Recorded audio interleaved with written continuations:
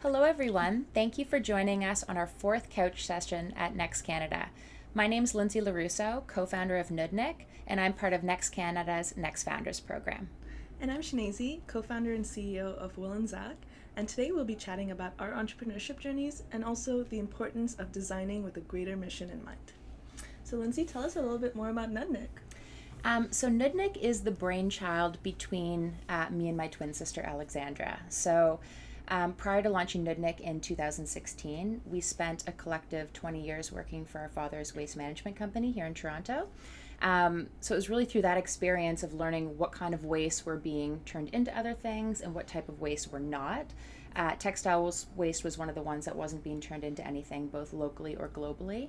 That coupled with me having my first young child led to the idea that we could take these brightly colored fabrics, chop them up, and create kids' clothes with them. So it was, a real kind of labor of love in terms of figuring out, can we utilize these small pieces and make new products for them? And kids wear was really a natural progression in terms of using those smaller scraps.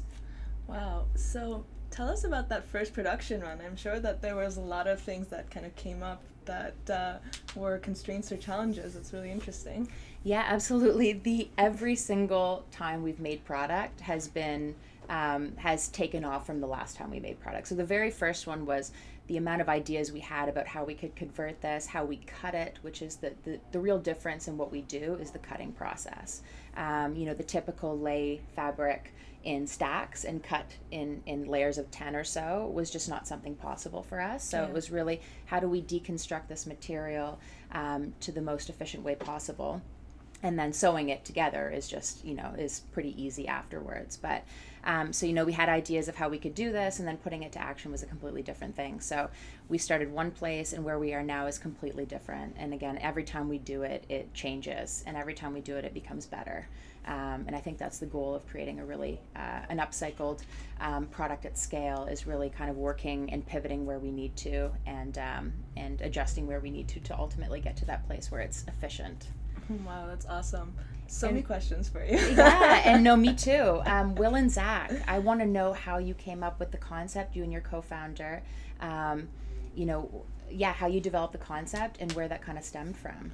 Totally. I love talking about our company because there's so many things about it that I'm excited about and passionate about. My co-founder, Natasha Saviak, started Will Zack while she was doing her PhD in neuroscience, of all things, at McGill University. I love that. And she's always been an artist, and from a young age she was painting on silks, and then as a teenager she was really inspired by creating those painted silks into garments. So that's where her roots in production and product came about. But as she was doing her PhD, she had this call back to that creativity to produce product again. And at the same time, what was happening was she's a small, like a petite 5'1" woman. So anything that's built off the rack was just really not made for somebody of those proportions. So Right.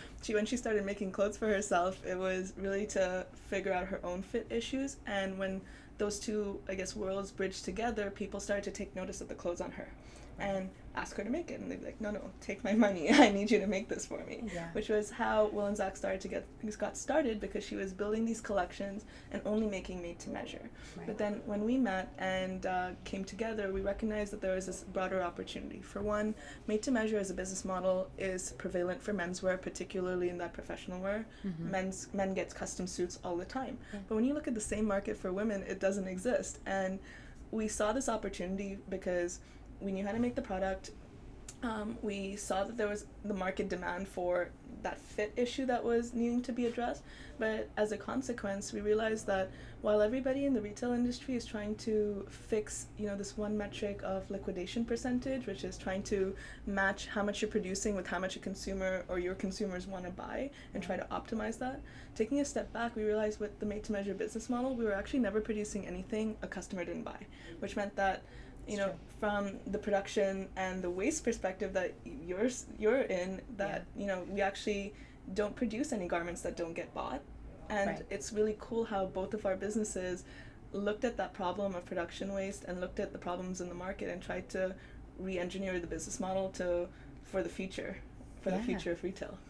Absolutely. I think it's amazing. And I definitely think that you guys are game changers in terms of building this amazing business model ready to, this business model. And I think it's very fitting, and I think it's going to be a great example of the way we can go with new fashion ventures today. And I think that we're both really passionate about that. So tell me a little bit more about the broader vision for Nudnik and where you see you're taking it in the future.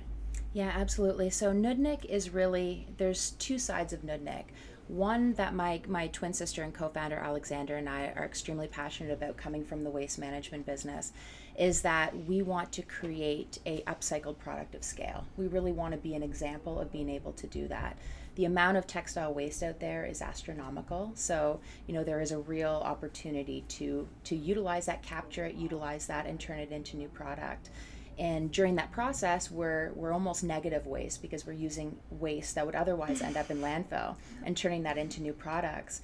But during that process as well, we use zero water. So it typically is 270 or 2,700 liters of water to create one new garment.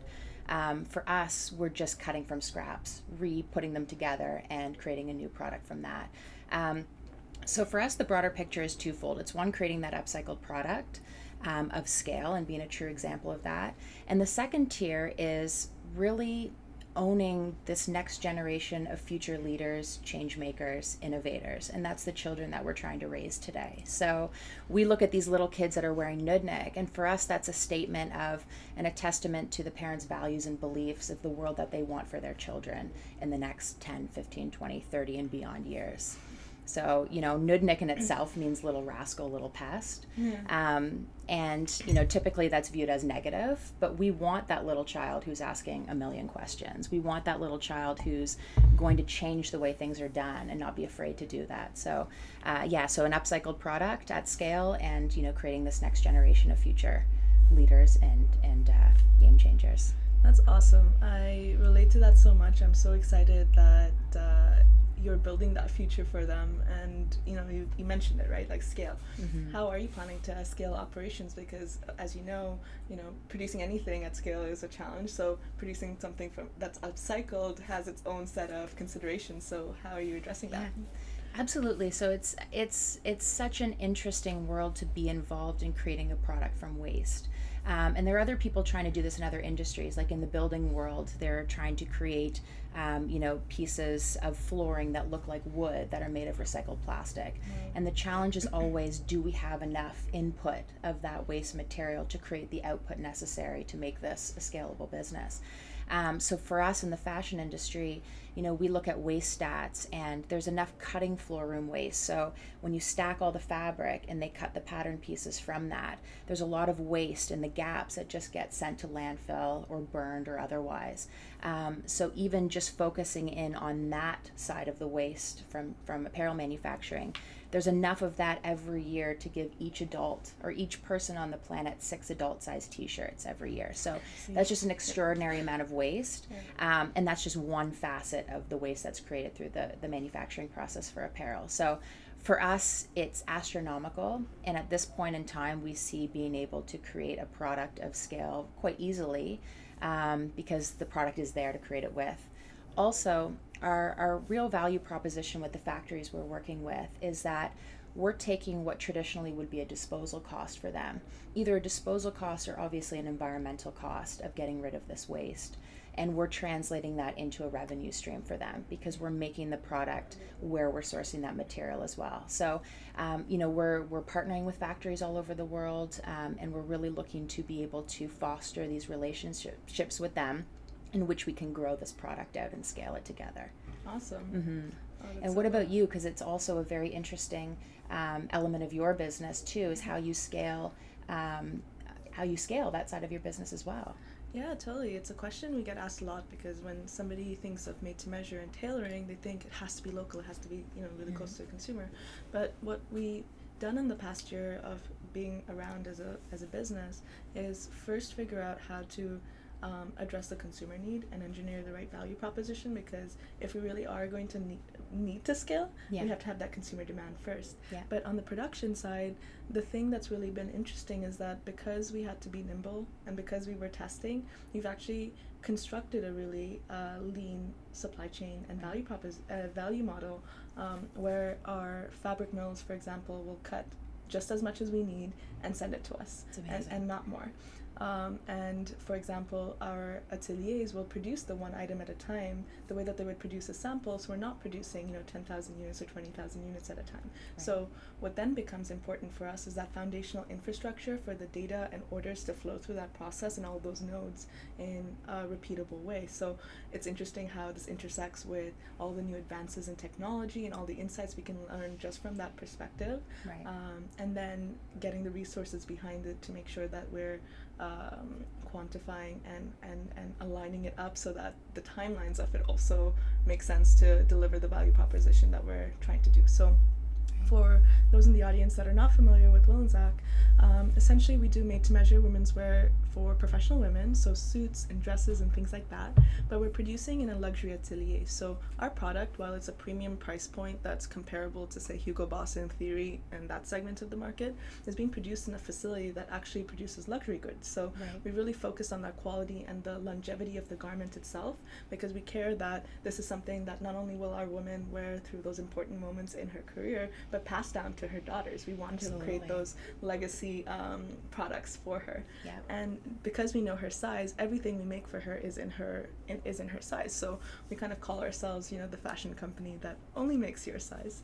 And for us, what's exciting is that because we have this touch point of gathering your measurements and knowing what your body is like at that point in time, we can combine that with other technologies like e-commerce, which is pretty scalable, to repeat purchasing. So right now we started with a slim segment of professional wear, but our goal for scale is to increase our share of our consumers' closet. So we're starting with professional wear. We're excited to have other product categories that she can wear, in other situations, of course, but also as you've invested that time in getting your measurements, essentially over time you're shopping at one place that knows you rather than having to go into stores, go into fitting rooms, figure out your size, which is essentially reducing you down to that one number, and usually not consistently across different brands, even within a brand. So for us, scale on the production side is an important factor, and in the last year we've kind of figured out the key nodes that are going to let us go to about 10 times our business than we are today. So now we're focused on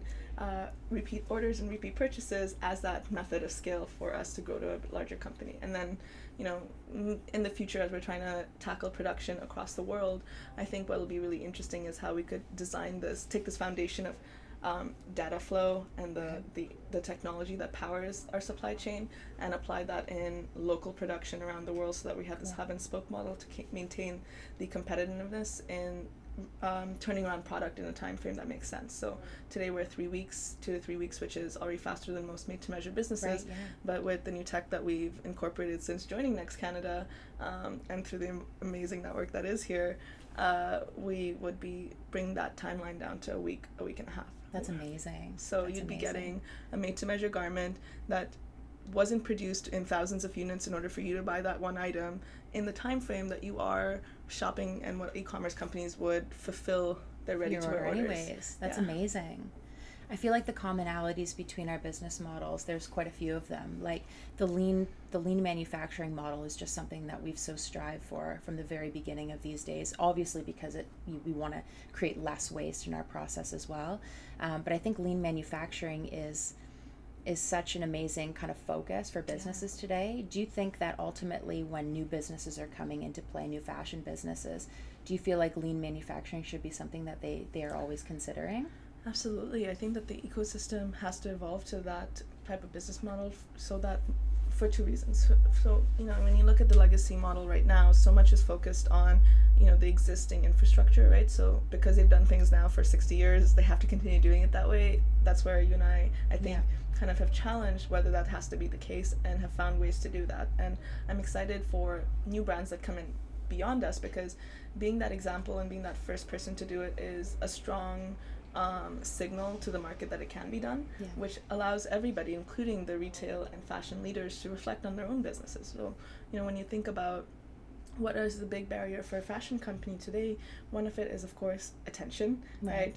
In this crowded space, how do you capture consumer attention? Stand out, And the other is planning your inventory and making sure it's available at the time you want to created, and that whole coordination act, right? So with for example a business like Will Zack, where we're not producing anything until a consumer buys it, there's a very different life cycle and development cycle that happens at our company, which is far, far, far shorter than what a typical retail company would have. And I see that as a positive, because now the artists and designers who have creative ideas, innovative products, want to work with eco textiles, have fewer barriers to come in if they use a model like ours. So Absolutely. I think that's an exciting prospect for the industry in general, to be moving towards this new value, this new values as our humanity in our industry, but also backing it up with the business model, right? Yeah, which definitely has to make sense. Yeah. And I think fit is such an interesting issue too for us. We're fitting little bodies. So as much as they are different from one another, there's a lot of consistencies with age and body type of little people. But for us, it's always been, we need to create products that can have longevity. So even though you might be buying a size for a 1-year-old, we want our products to be something that you can roll up the sleeves and the pant legs when they're young, and then they can still have extended wear. So it's something that's always going into when we're thinking and designing our products as well and engineering these patterns, is how can we utilize the smallest scraps possible to create that kind of color, contemporary color blocking, but also how can we create products that do have longevity as well? Like, kids grow out of sizing so fast. So one of our challenges is that we don't want to contribute to the post-consumer waste of products. So we're always trying to think about how we can, have longevity, what happens to our products afterwards. One of the purposes of making them unisex was that you can pass them off to a sibling or a neighbor. And we feel like when we started to think about children's clothing, what was really interesting is that if you walk into a store, you can very much tell the differences between boys and girls' clothes. And the unisex thing really played up because my own kids, I have 2 little boys, and both of them have gone through a pink phase where their favorite colors are pink. Or my oldest son loves sparkly stuff. He loves jewelry and sparkly sequins and things like that. So I find I'm always kind of shopping some of the girls' departments as well for him. So for us, it was important to create something that would be apparent to all children as well. Yeah. I have a quick follow-up question, because that is amazing. I love how progressive you are in gender inclusivity with your own children and in your products. So how do you see that taking shape or having a role in the fashion industry going forward? And do you think that inclusivity as an idea, and even sustainability, is something that's just a fad, or is it something, do you think, that is essentially now where that turning point and that's all we're going to see? Yeah, I mean, I hope it's not a fad. I hope that this is, a big time for fashion people and business in general around the world to be able to create sustainable business models that are inclusive. It's interesting because I'm raising 2 young children and I have a children's brand. So a lot of, my husband's and our morals and values are coming out through Nudnik, and it's about raising children that, are inclusive. It's about raising children who, are avoiding a certain type of stereotypes that are out there. Like boys can wear pink, girls can wear blue. Colors are something that we can all celebrate. Colors are fun, right? Yeah. So kids should be able to have fun with them. And what's interesting is color plays such an important role in the cognitive development of young children. So for us, our garments are very bright and colorful. It's a real opportunity for kids to learn from their clothing as well. My kids wear them, or other kids wear them, and they point to the different colors because they're learning to distinguish colors in general at that age, which is really fun. So I think the idea is behind Nudnik is that it's interactive. It's something that, our greatest pleasure is when kids pull our clothes out of the drawer first. And we really want those to be a statement piece for their parents as well. But yeah, inclusiveness is so important. My son goes to a fantastic school in Toronto that really promotes inclusiveness as well. And it's, a lot of the foundation for our brand comes from those things that I'm learning today as a parent as well. Wow, that's awesome.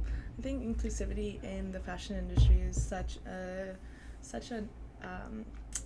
it's a hot topic, but hot in the way that it really produces a lot of emotion, right? Like everybody feels very emotional about what inclusivity means. And in our journey at Will Zack, as we were trying to understand what that meant for us as an organization and as a business, it showed up in several waves. So for one, there is this element of not doing ready-to-wear from the perspective of wanting to not produce any production waste, Right. particularly with products that don't get sold because of sizing. Mm-hmm. But sizing as a concept and inclusivity is something that both my co-founder Natasha and I are so passionate about, because I wear very different body shapes, and definitely personally gone through those waves of, you know, your weight fluctuating or your body shifting as you age or as you change, and how that affects your self-esteem when you go into a store and realize, you know, that your size has changed or that you're not that same size is kind of silly. Because when Natasha was interviewing and meeting with her first clients, one of the things that kept coming up was this comparison of your body to ready-to-wear. So, for example, she had a client who would say that I have broad shoulders, but how do you know you have broad shoulders, or this idea of broad shoulders? Right. It's in comparison to the garment that she's pulling off the rack. So she was, you know, this tall, lithe swimmer who had a fantastic figure, but she was almost chastising herself for having broad shoulders. Right. You know? It's crazy, yeah. And it's a little bit crazy that the industry should be serving you rather than you trying to fit yourself into the industry. And that was one of the core, I guess, founding values that came into how we designed product and why we decided to never do ready-to-wear at Will Zack. So inclusivity from a sizing perspective is so important. But Absolutely. I guess also when we think about putting women at the forefront of where they, like, their goals in their career, and empowering them to do that. You could tell me, are there any outfits in your closet that make you feel particularly powerful? Yeah, well, it's interesting because I've gone through this shift. Like, I was in the corporate environment for 15 years. So there was a side of me that thought, and waste management is a very male-dominated industry. I always felt like a step behind, that I always had to project this larger version of myself that was more professional, knew the most, because otherwise I wouldn't necessarily be taken seriously within the room. You know, so I looked the part.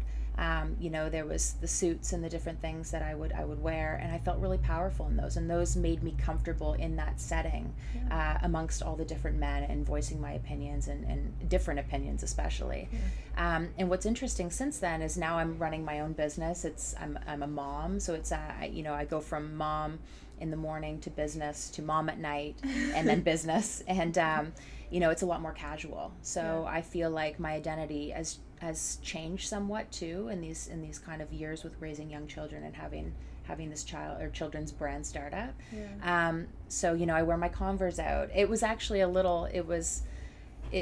I had to take a step back. I was like, okay, you know, I can cut my hair shorter, or I can dye it a different color. I can, you know, wear my nose ring and not feel like people are going to judge me on that. You know, wear my Converse out, and it's almost liberating to feel that I can have a different type of identity now. But yeah, in the corporate setting, wearing those suits and playing that part was an integral part of feeling confident every day. You know, I wish your business was around back then too, because I would have absolutely been a big customer. I didn't ask her to say that, I promise. Yeah, no, because I mean, I think it's so, I think in anything, and I think that is the problem with ready to wear, is you hit the nail on the head. You know, they're designing specific sizes that you don't always fall into, and that can bring a lot of uncomfortableness, or that can bring a lot of, you know, being self-critical of yourself if you don't fit into a particular size that you might have fit into another brand size. So I think what you're doing is really building that confidence for women to say, okay, here's something that fits me perfectly, and now I can go out there and be the best version of myself.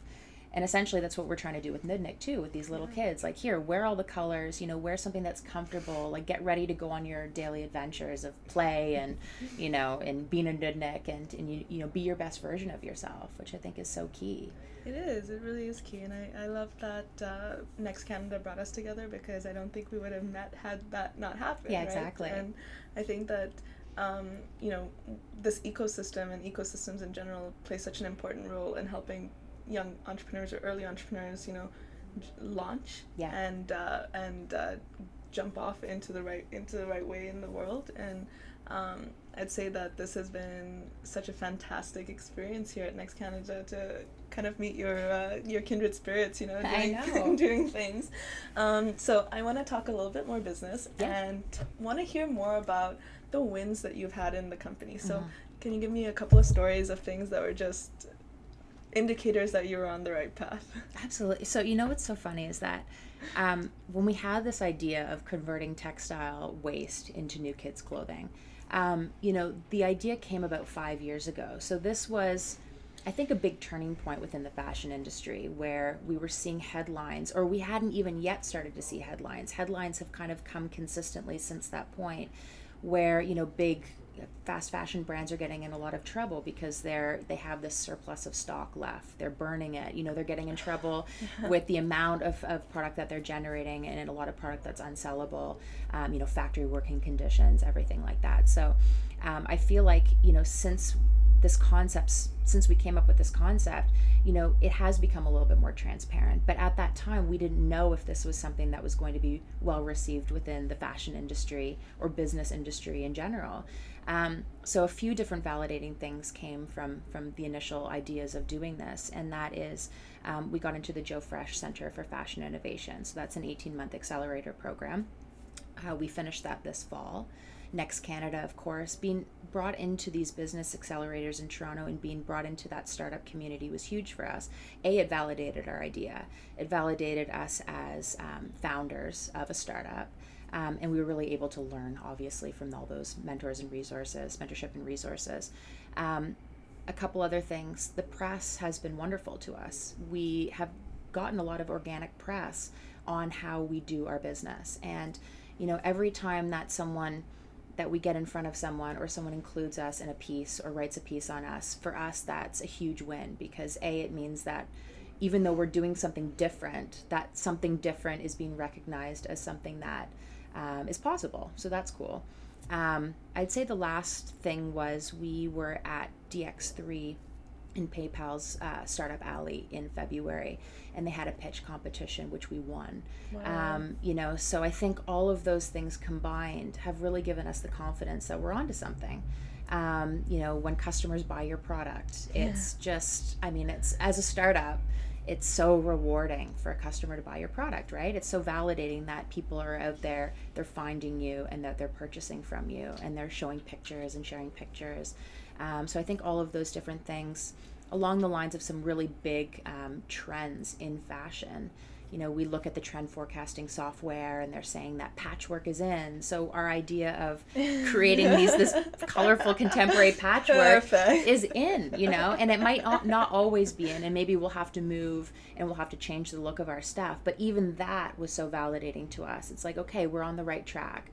So there's just been those key kind of indicators as we've moved forward, either with recognition, customers buying our product, or being included in some of these amazing startup facilities or startup organizations here in Toronto. So I think all of those things combined have really given us the confidence to keep going with this. And you should. I'm so excited to meet you. Thank you. And hear about what Nudnik is doing because it's important and it's crucial. So what about Will Zack? Well, so definitely relate to particularly the point around customer wins. So if I can share two stories very briefly. The first one is we were in a cab on the way to meet a customer putting in the final stitches of her garment, and then she put it on at when we were delivering this was one of our first customers a year ago, and when we put it on, she put it on, she looked at it and she was like, wow, this is the best suit I have.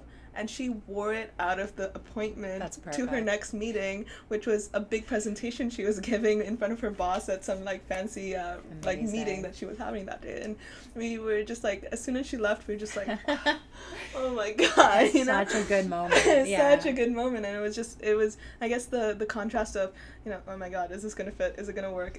Did we do the right thing? Is it gonna be good?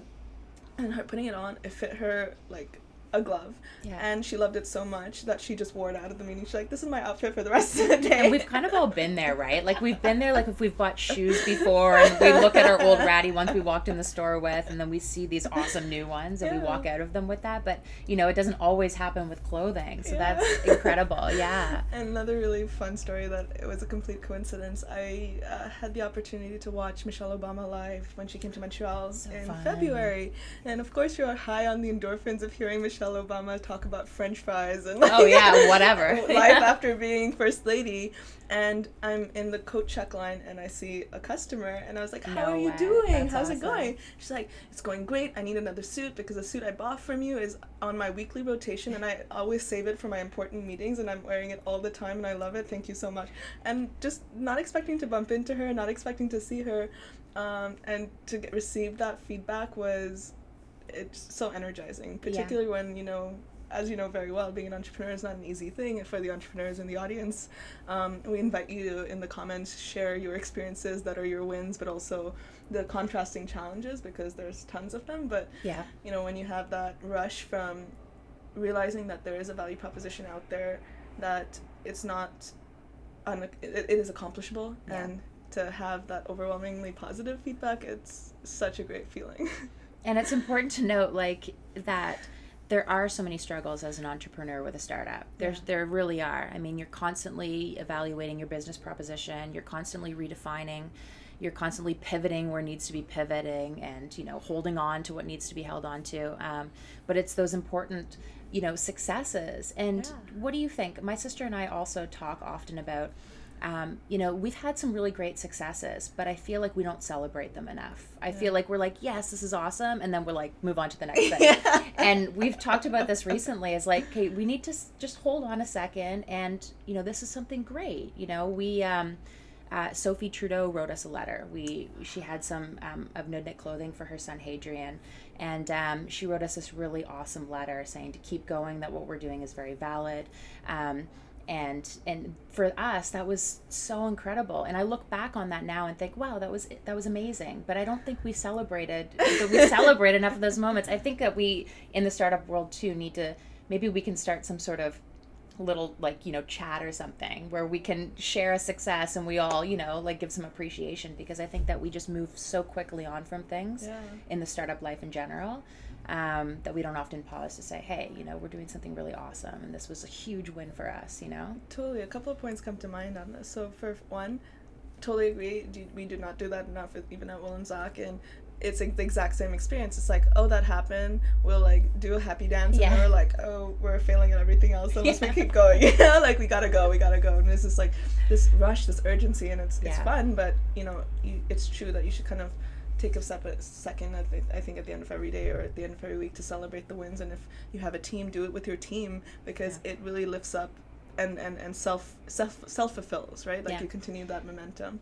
But the other thing that I think could be great is that if you're not already subscribed, you should subscribe to the Next Canada newsletter, where every week we celebrate some of the entrepreneurs in our community with a section called Kudos. And that's my absolute favorite part of the newsletter, where I get to see, for example, this week, Lindsay, who was featured in the Bay Street Bull with her sister Alex, was given some kudos for that amazing PR opportunity that came into her company. So I think you're totally onto something. Let's start a group chat. If you're interested, we'll try and find a Slack link that we'll put into the comments here, so you guys can join us. Yes. And I guess the last thing is that it reminds me a lot of other challenges of being an entrepreneur, right? Because that mindset and maintaining the joy as you're going through these really difficult things is a constant challenge, right? So I'd say that, what's really inspiring to me is that Lindsay is a mom. So she already has, this amazing responsibility in her life. She's married, she's a mom, and then she's running this amazing organization with her sister. So thank you. Where you find the room in your life is totally inspiring, because for me, my baby is my company and my best friend is my co-founder, and, that's my relationship. So I think that maintaining that balance and self-care to take care of yourself is possibly one of the most important jobs that you have as a founder, because if you don't exist and you burn out, your business doesn't exist, and it's just a fact, right? So, no, it's so true, and I'd love to hear tips on how you do self-care too, because I think it's an interesting and needed conversation within the startup community, is that we anticipate this life of startups to be very accelerated, especially when we're involved in accelerated programs. It's, we're trying to get past, we're trying to get forward every day. It's moving quickly. And I think that is one of the toughest parts about being a parent and having a startup. So it's a conversation I try to have a lot, and some of our professors here at Next will know it's one of the questions I ask a lot of people that come in to speak to us, or professors that have families, is how do you balance it, or how did you balance it in the early days? And I think a lot of times people can look back and they say, well, maybe I didn't balance it well enough. But for those people, it's like, well, do you have tips for me? Because I think the hardest part is that your startup is your baby. Yeah. It really is. You want it to grow. You want to nurture it. You want to give it everything you absolutely possibly have to turn it into a success. And the same in the same context and the same rules apply to parenthood, is that you really want to give your positive energy, your time, everything into your children as they're growing up. A, because you don't want to miss a thing, and B, that you really, if you're a strong, dedicated parent, which I know most parents are, is that you really want to be present within those moments with young kids. So I find it incredibly difficult to balance sometimes. You need a great network of people, as you do with startup community as well. I think that network is so important to lean on. I have a fantastic husband who is very supportive, and I work with my twin sister. So, when things come up, or if things come up, she's very good at helping me shift things around, or, I jump in, she jumps in. So I think having a co-founder that, you're really at that level of probably intimacy with, that they know you so well.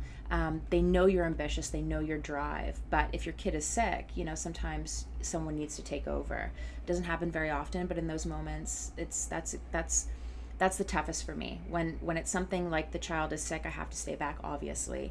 If there's an important meeting or things like that, most people understand, but it's hard to kind of step back and say, okay, wait, the priority really is the children first and foremost, and second of all, it's this business. So it's hard. I mean, I don't have much of a social life, I must say.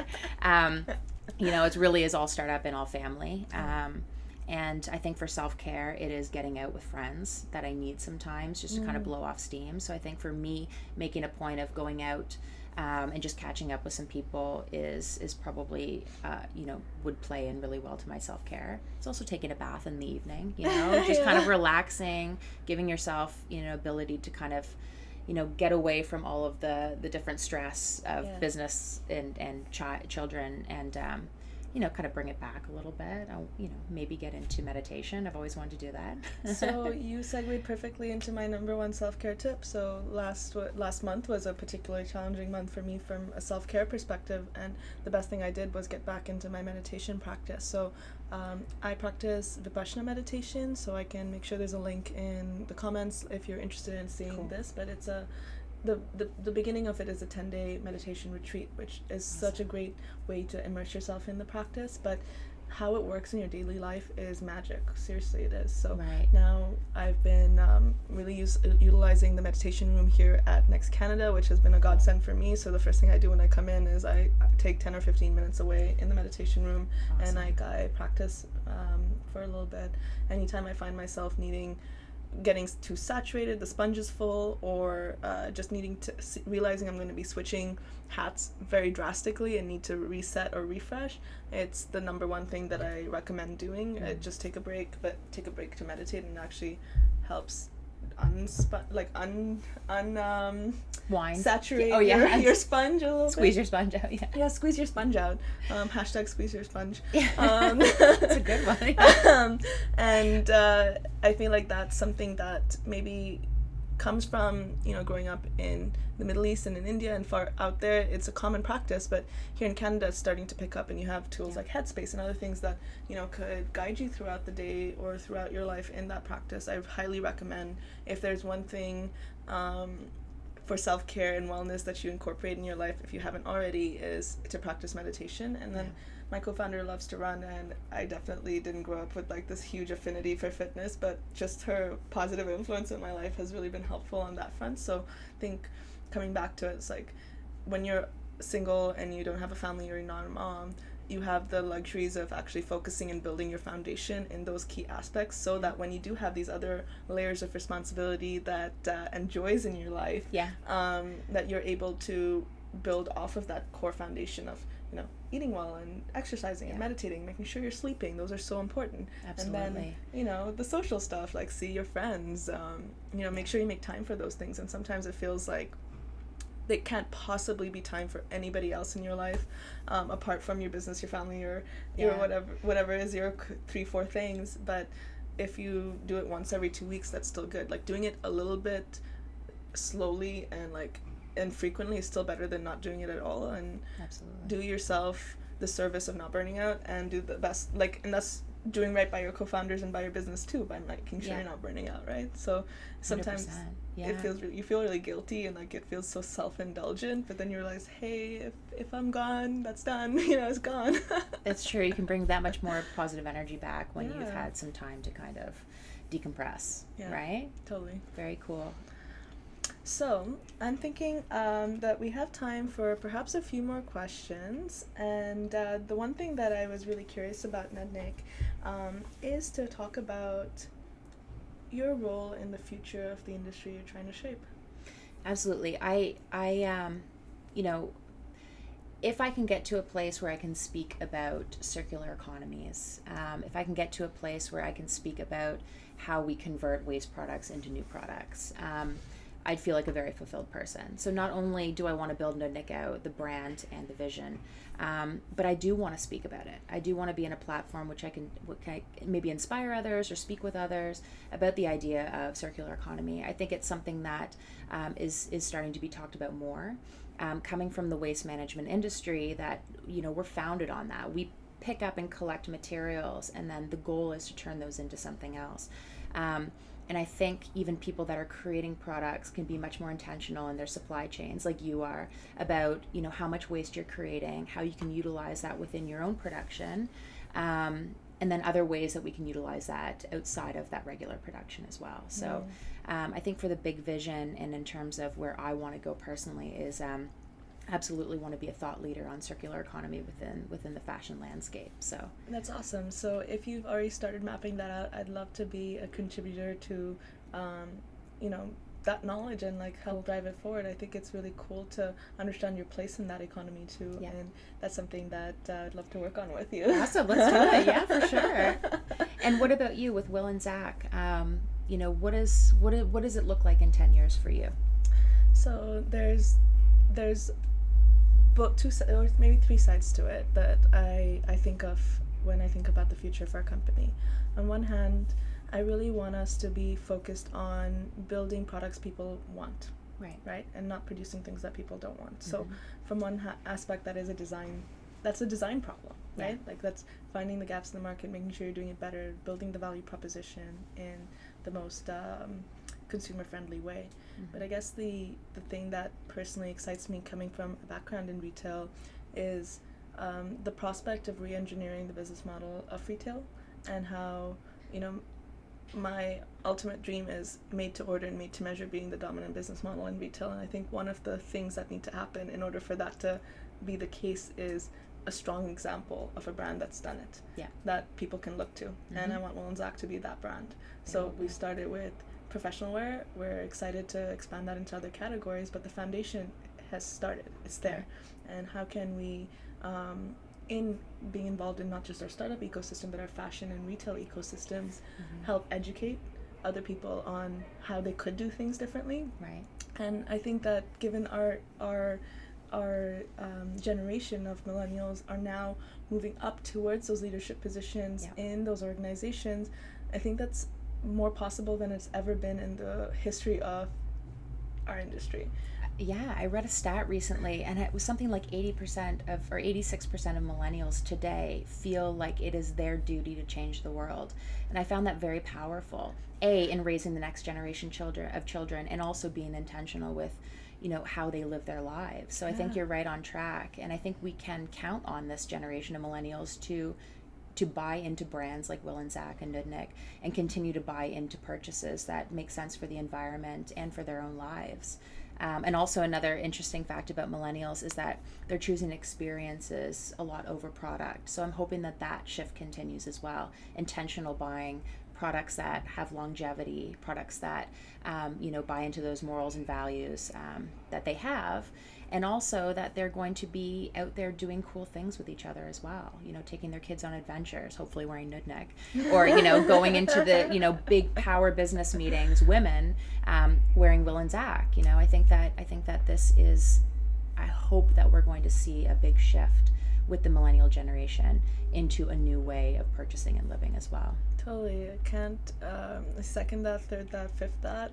Yeah. I'm very excited to have a generation of young people in responsible clothing like Nudnik, but also, a generation of women, basically reaching the tops of their organization, pointing to their Will and Zack suit being their armor of choice in those situations. It's true. It's their it's armor really of choice. Exciting. Yeah, absolutely. It's very exciting.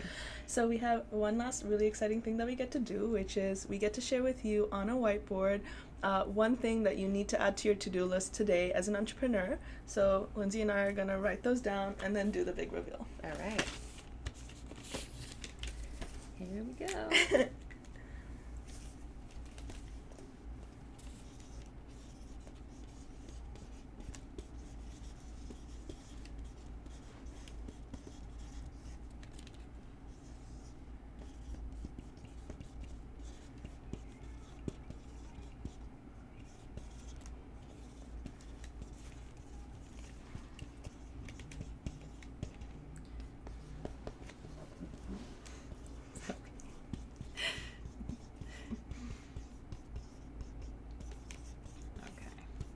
You want to go first? Sure. Time for the big reveal. So I wrote 2. The first one is get involved with startup communities. We could talk about this for a long time, but Next Canada has been instrumental in the last few months, and I think of the success of our businesses moving forward, and also helped us create and be part of, this amazing network. So I think get involved, A, for the network, B, for the resources and mentorship and skills. I think it's instrumental for the success of any startup today. And the second thing would be think outside the box. So, fashion is just another great example of an industry that is desperate for innovation and disruption. So we're 2 examples of being able to do that today and are doing it today to be disruptive within a very old and very complacent industry. So I think outside the box. The more you can think outside the box and be different and bring innovation and change to an industry like fashion, for example, I think you'll create a real interesting a business model that's different from others. And one thing I'd love to add on that second point is that innovation in the industry can happen at the product level, the business model level, and thinking about the problems that happen in even the areas that are not consumer facing creates so many opportunities for you as the entrepreneur to solve those problems. And I guess that's what's really exciting about getting to do this, right? Yeah, it's like absolutely. Getting to solve those interesting problems. Yeah, for sure. Cool. So shall I do my reveal? Yes, I'm excited. So in solving those problems, the number one thing that I would say for you to add to your to-do list is make sure you're taking care of yourself. So for me, I'm going to have a nice ice cream cone as I walk down the street on this gorgeous day. Nice. And for you, if there's anything ever that Lindsay and I can do to help support you in your journey to get involved or to take care of yourself, we're here. That's one of the great things about being part of the Next Canada community.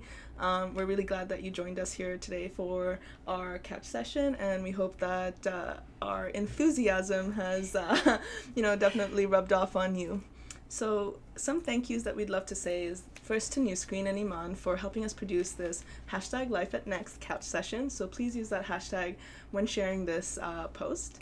And tune in for the next couch session in about 2 weeks, where a couple of more Next entrepreneurs will be discussing their journeys and will be giving you tips related to their industries. So Lindsay, do you have any parting words to our budding entrepreneurs or peers in the audience? Absolutely. I think the last point would be whatever you put in, you get back, whether it's with Next Canada, whether it's with your peers or community.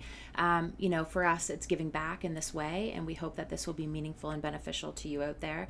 But that also makes us better founders as well. So let's continue the conversation. Let's continue the conversation, and thank you so much to Next Canada, to the whole team here, including Suggle and Zoe, for putting this together, and we really hope that there was something in it for you. Thanks. Thanks.